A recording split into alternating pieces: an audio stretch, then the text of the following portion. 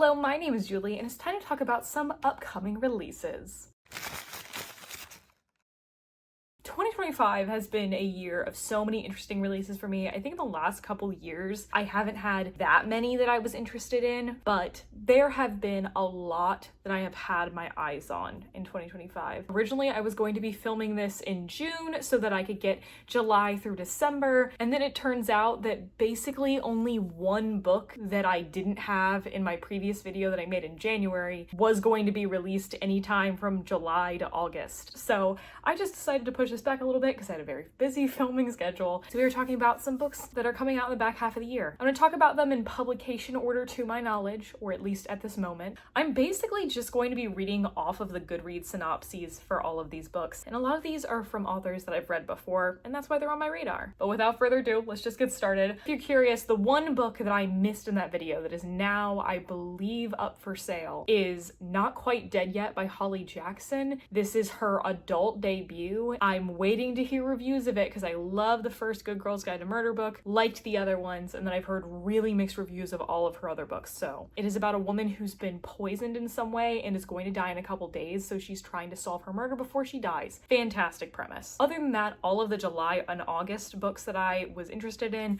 I've already talked about in my previous video. You can check them out there. But starting in September, we have Hot Wax by ML Rio, which is a book about like 80s music scene, and our main character is Suzanne. Her father is in a popular-ish band, and she ends up being on tour with them, and she was the only witness to a desperate act of violence, and now as an adult she's having to go back and confront that. Last time I talked about Hot Wax, which I did talk about at the top of the year, we did not have a full synopsis yet. So I did talk about this before, but we actually know what it's about now. We just knew it was about a band previously, so it's really interesting that this is about a person who's not in the band and wasn't even an adult when the band was happening. That's not something we hear a lot. There's a lot of books about bands, and it's always about the band members. This is interesting. However, it isn't even out yet, and it has a 3.84, so I don't know. Then we have a book that I purposefully left off last video, and that was We Love You, Bunny by Mona Awad. If you don't know, Bunny by Mona Awad is my favorite book. It's tied for my favorite book of all time. And Mona Awad has been teasing this for a long time. I have never asked for it. I have never wanted it. I think Bunny is a perfectly contained book. This is a prequel slash sequel. The main character from Bunny, Sam, has published her experiences with the bunnies. They have now kidnapped her and are like, you got our story wrong. This is how it happened. I have not disliked a Mona Awad book, but like 2 in a row she made favorite books of mine. So I don't know. I've seen so many people be excited about this, and I'm like, that just sounds like it's not gonna go well. Also,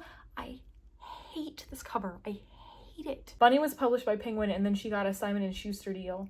So that's why the cover looks nothing like the original cover. But a sequel that we knew about and that I am excited for is The Impossible Fortune by Richard Osman. This is the 5th book in the Thursday Murder Club series. I just finished book 4. The tagline here is, who's got time to think about murder when there's a wedding to plan? There is a wedding guest who is in trouble, and kidnap and death are hot on their heels once more. A villain wants access to an uncrackable code and will stop at nothing to get it. I really enjoy the Thursday Murder Club series. I think they're always just a really pleasant time, so excited to read this one. I just think these are easy breezy reads for me that I really enjoy. I don't have anything else to say. It's also a very short synopsis. Still in September, we have T. Kingfisher. So I just want to talk about real briefly. T. Kingfisher had Sword Heart, originally an indie published book of hers that was traditionally published this year. Then I believe in July or August, a book that I mentioned in my previous video, Hemlock and Silver, is coming out for her. Then in September, she has What Stalks the Deep coming out. And then later in this video, I'm going to talk about a different T. Kingfisher book. So she has 3.5 books coming out this year. But this is the 3rd, and I believe it says the next novella in the Sworn Soldier series, but I was under the impression that it was a 3-book series, so maybe she got renewed for more. So the first book in this is What Moves the Dead, which is one of my favorite novellas of all time. I thought the second book was okay. That one is a reimagining of The Fall of the House of Usher, and one of my favorite retellings as well, because that original story absolutely needed expanding on. It was necessary. This one is about Alex Easton visiting leaving Appalachia and going into the mysterious depths of a coal mine, and someone is trying to find their lost cousin who is lost in a mine. I'm down. That same day, we have Fate's Bane by C.L. Clarke. C.L. Clarke wrote The Unbroken. I've only read book 1, but I really enjoyed it, and I was kind of holding off on book 2 until we found out about book 3. We did find out that book 3 is coming out later this year as well. I think it also might be in September. I don't have it on here because I have not read the next book. Unfortunately for me, this is a novella, but it is a tragic sapphic adventure. Warring clans, burning hearts, deadly fate. The clans of the Fens enjoy a tenuous peace, and it's all thanks to Agnir, ward and hostage. For as long as she can remember, she has lived among the enemy, learning their ways, growing strong alongside their children. When a burgeoning love for the chieftain's daughter lures them both into a hidden spring, a magic awakens in them that could bind the clans under one banner at last, or destroy any hope of peace. By working their intentions into leather, they can weave misfortune for their enemies, just like the Fate's Bane that haunts the legends of the clans. Oh, that does sound good. I wish that was a full-length novel, but and leatherworking being the magic system?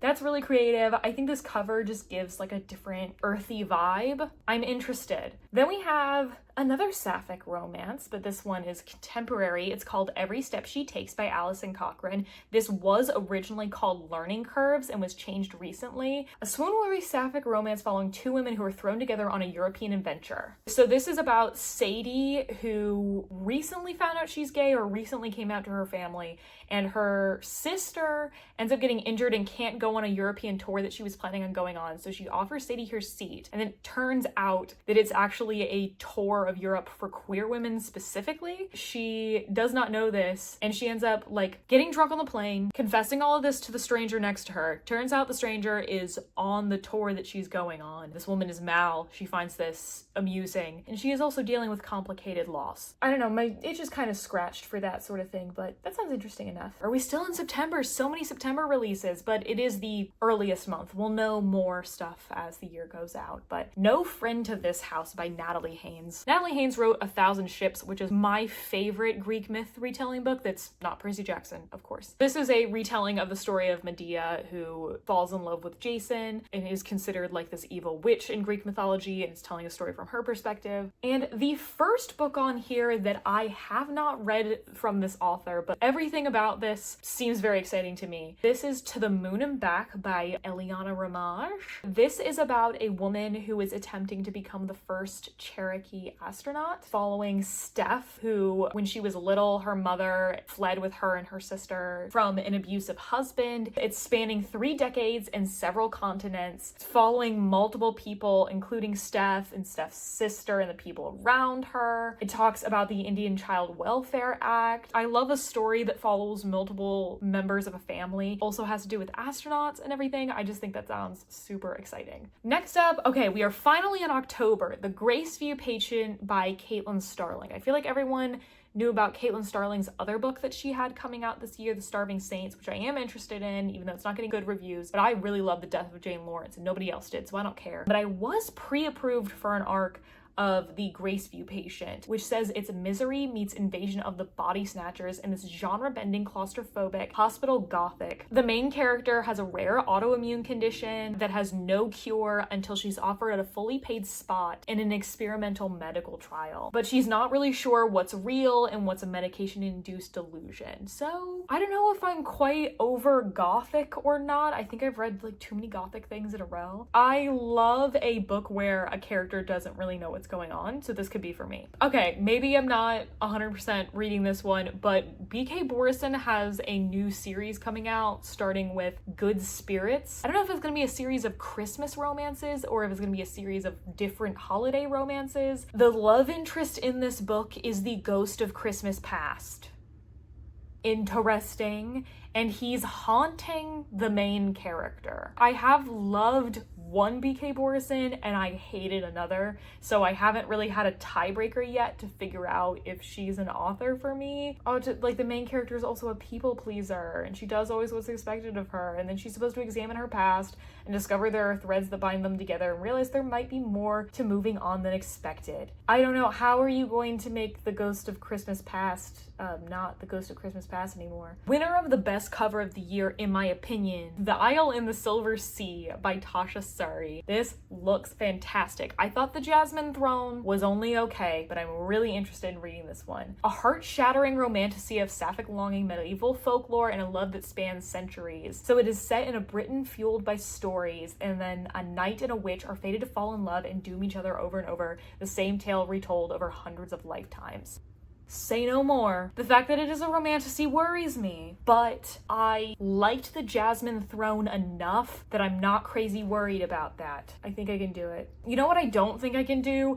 Savage Blooms by S.T. Gibson. I had this on my list, and the more I'm looking at it, the more I'm like, I'm not sure. I have read 3 S.T. Gibsons and loved the 2 that were both in the Dowry of Blood universe. I did not like Evocation. I saw a blurb of this book that like said S.T. Gibson is like the queen of erotic fantasy, and I'm like, are we reading the same books? Like, yes, there are sex in those books, but they're not erotica. Adam has been in love with his friend Nicola since college. The closest he can come to admit his feelings is inviting her to travel with him to Scotland in search of a legendary cave. They find themselves at the mercy of these other people, and they get more than they bargained for as they become entangled in Eileen and Finley's world of mind games, kink, and ancient enchantment.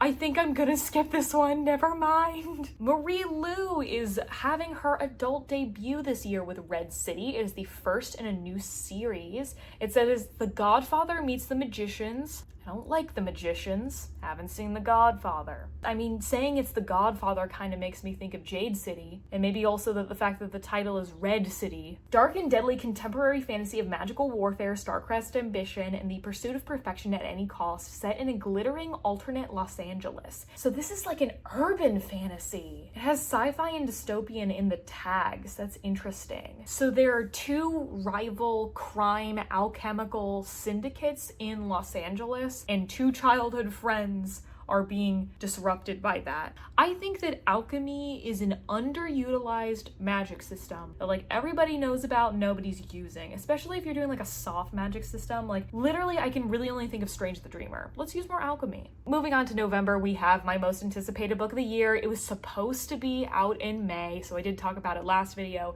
but it's The Strength of the Few by James Islington. I won't go into this too much. This is the sequel to The Will of Many, my favorite book I read last year. Fantastic fantasy series with like every single element of fantasy that you would want. It's got so much going on for it and had a ridiculous ending that left me dying for the next book. And I want to love this book so much that I am absolutely going to be rereading The Will of the Many before this comes out. November 11th. Very exciting. Next up we have Brigands and Bread Knives by Travis Baldree. So this is the next Legends and Lattes book. I don't know how many books are planned for this series. I think I saw 3, but this is not following Viv. This is following Fern, who is the bookseller from the prequel Bookshops and Bone Dust. Fern has decided to change her life and move to the city of Thune, which is where Viv is. But it turns out fixing your life isn't a one-time prospect, nor as easy as change of scenery and a lick of paint. A drunken and desperate knight sees the ratkin waking far from home in the company of a legendary warrior surviving on inertia, an imprisoned chaos goblin with a fondness for silverware, and an absolutely thumping hangover.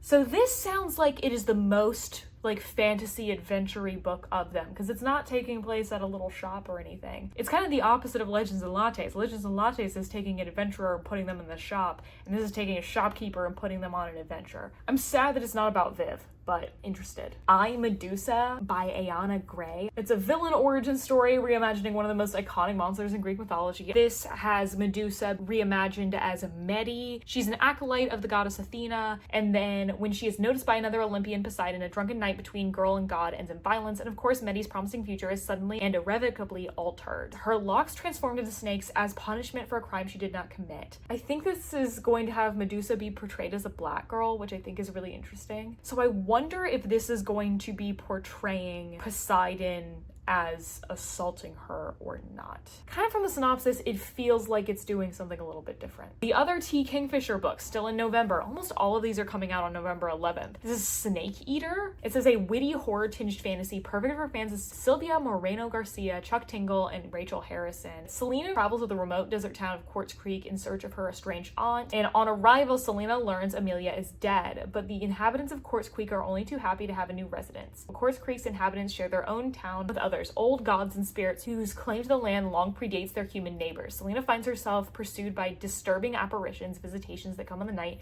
and seem to want something from her. Aunt Amelia owed a debt. Now her god has come to collect. Want to know one of the reasons why this is interesting to me? It does not appear to be a retelling. A lot of the T. Kingfisher I've read has been retellings. Moving on to December, an author that I have not read from before, Dawn of the Firebird by Sarah Mughal Rana. It says it's for fans of the Poppy War, She Who Became the Sun, and The Will of the Many. Boom, boom, boom. Classics. It's a breathtaking fantasy novel about the daughter of an overthrown emperor from an exciting new voice. The main character is the daughter of the emperor. There's been so many like assassination attempts and violence around her that she is hiding her identity and going to the enemy's army school to try to learn from them and topple them later. And she is studying under cutthroat mystic monks. The more she excels, the more she's faced with history that contradicts her father's teaching. Okay, so it's gonna be one of those fantasy books where it turns out that her country has been the bad one the whole time. Another book in December, we have a short story collection from Brandon Sanderson called Tailored Realities. There are 5 stories that were originally published individually elsewhere, including Never Before Seen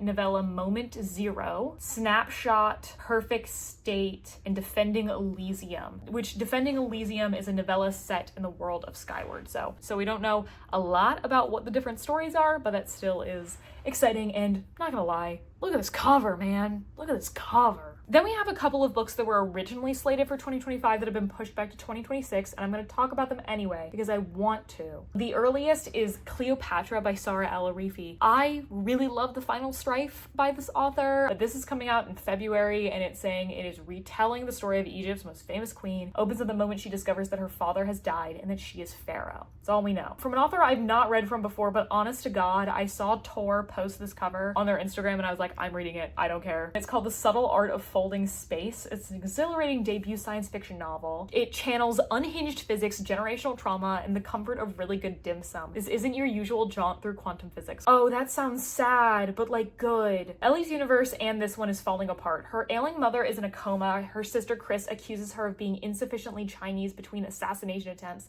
and a shadowy cabal of engineers is trying to hijack the skunk works, the machinery that keeps the physics of the universe working the way it's supposed to. Daniel, Ellie's cousin, has found an illicit device in the skunk works, one that keeps Ellie's comatose mother alive while also creating destabilizing bugs in the physics of this universe. If she can confront her mother's legacy and overcome her family's generational trauma, she just might find a way to preserve the skunk works and reconcile with her sister, but digging into her family's past is thornier than it seems, and the secrets she uncovers will force Ellie to choose between her family and the universe herself. Her mom being in a coma is making the universe fall apart, and she's gonna have to like let go of her mom. Oh my god. Beautiful cover, fantastic synopsis. That sounds awesome. I will be reading that. And oh my goodness, we finally have a synopsis. And the book that I was super excited for that nobody was talking about, and it's because we haven't had any information about it until now. No cover, but The Last Contract of Asako by Fonda Lee. This is her return to like full-length adult novels since Jade City ended, but it is a standalone space opera where corporate samurai fight beneath merciless stars and death is always a mere breath away. Asako is a legendary swordsman, but every legend has to come to an end. When her longtime client unexpectedly retires, she plans to follow, to walk out into the frozen wasteland of their planet with her head held high and family enriched by her legacy, but a competitor offers her a final mission, and it's one she can't refuse. Soon she's thrust deep into a world of corporate espionage, duty-bound duels, and shadowy secret, which she uncovers will change humanity's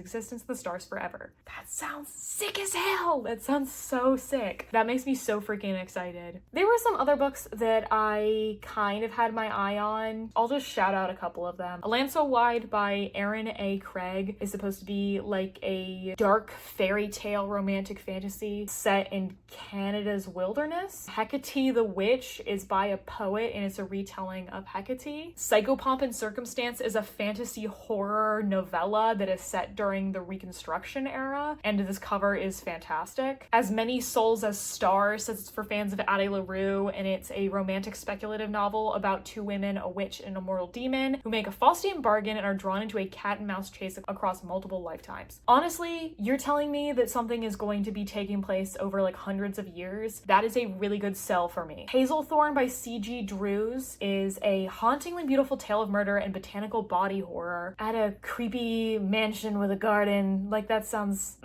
Also, this cover's fantastic. And one last one, Overdue by Stephanie Perkins. This is set in North Carolina, which is mostly why it's on my radar. Stephanie Perkins wrote Anna and the French Kiss, which, like, I loved that series as a teenager. That was, like, the first romance book that I ever liked. It's about a librarian. Her younger sister is getting married and she has a long-term boyfriend, and they decide to see other people to see if they're actually right for each other because they've never been with anybody else before. I don't know if I'm gonna read that one, but shout out to North Carolina rep. Those are all the books that I wanted to talk about today. Let me know, were any of these on your radar? Do you really want to read them? Are there any that I did not include on here that you're really excited for that I should put on my radar? I'd love to know. But thank you so much for watching. If you'd like to find me anywhere, you can find me at the links below. And if you would like to see more of my videos, I would love it if you would subscribe. And as always, I'll see you in the next one.